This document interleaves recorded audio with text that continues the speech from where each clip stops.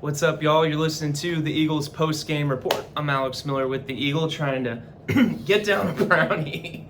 But we got Robert Cessna of the Eagle, as always. Hey, we're chuckling now, but it wasn't pretty funny the way A&M played tonight. If you're the Aggies, they kind of had to really slog their way through a 26-20 win over Bowling Green. Yeah, it was. I think the thing that, as I reflected on it, they started so strong with the touchdown. They went 80 yards with the penalty, and suddenly it's 7-0. And I think I'm sitting there, man, they're going to win this game by 3 or 4 touchdowns. And maybe they thought that. And then it was a struggle after that. And then even when you get to the end, basic football, you can't fumble or turn the ball over, and they did. So they made a lot of bad mistakes, but don't forget they also won. And these are the kind of games, I felt like I wrote about my college. They've lost in the past. They've lost games like this.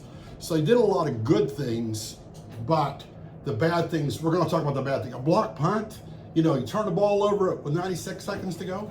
Yeah, they did little things that just like they hadn't done. Like Tyler White's been a really good punter this year. There hasn't really been a close call trying to block a punt on special teams. And credit to A&M, they held Bowling Green scoreless when they missed the field goal. But it was just like the little things.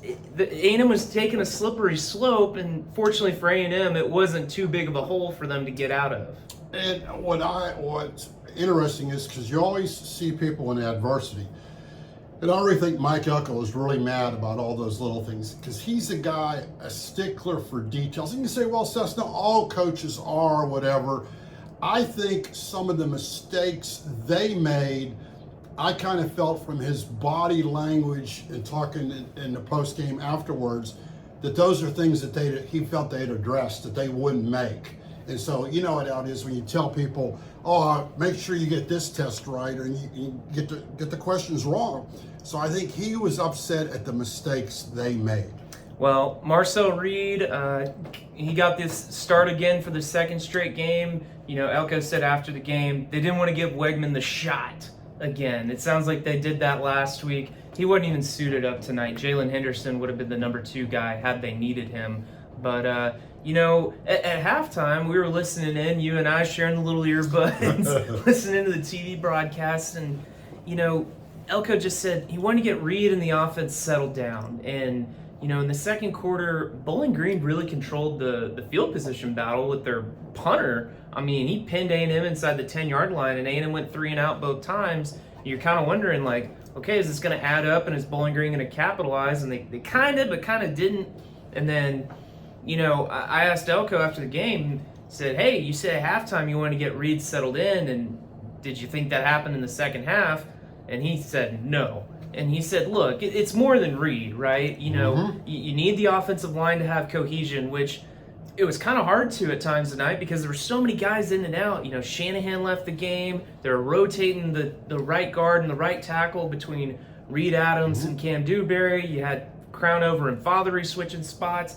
And then you had the center change. And then, heck, you had on the left side, Chase Basanis went down at one point, and Dewberry had to come in there. I mean, it was kind of a mash unit up front for a while. And it seemed like that was a microcosm of A&M kind of was doing things right, but it was so inconsistent that it was ugly throughout the 4 quarters. Yeah, if you told me they're going to rush for like 230, pass for like 230 or somewhere around, like, they'll win that game easily.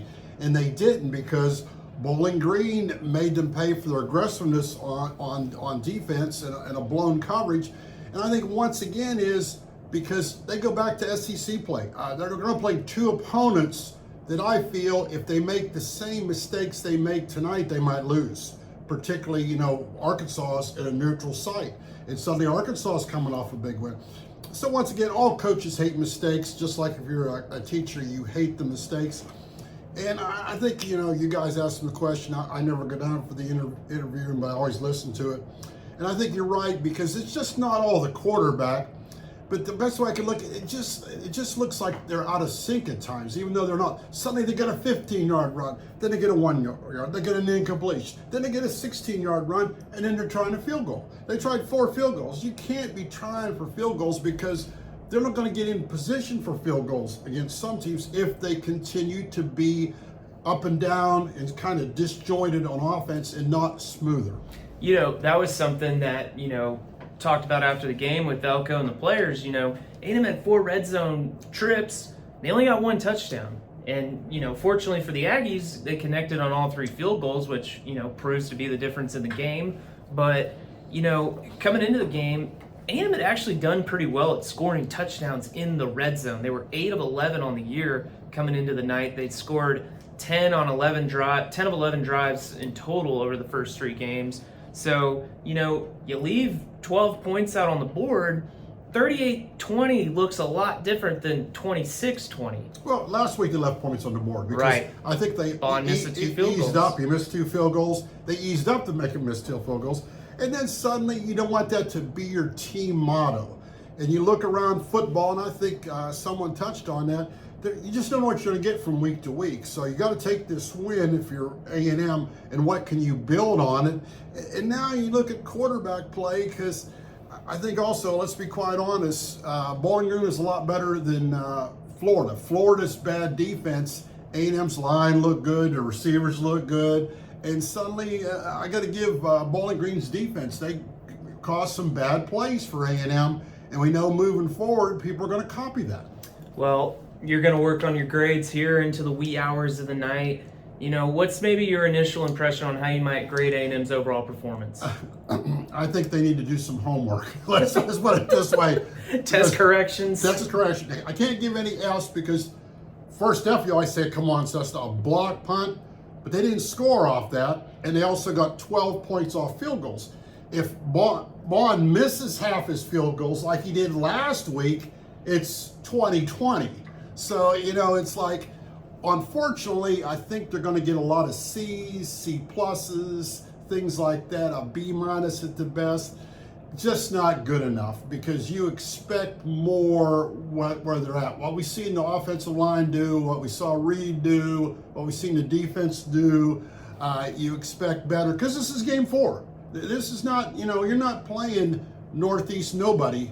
You're playing, this is a pretty good team. I mean, they took Penn State, and so, A&M had their attention. I thought A&M should have done better.